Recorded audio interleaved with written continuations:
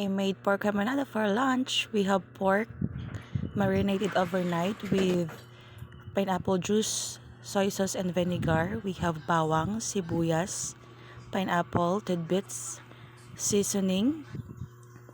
Let's heat a oil in a pan and fry first the marinated pork.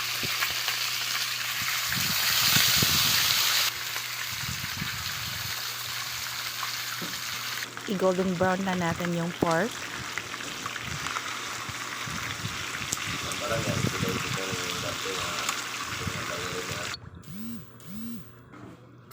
After nun, na mag golden brown na siya, igisa natin yung sibuyas, bawang,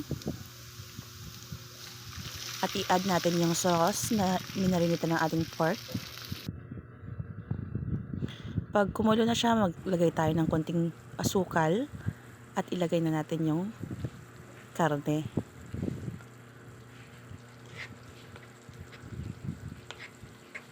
Baliktarin na natin sila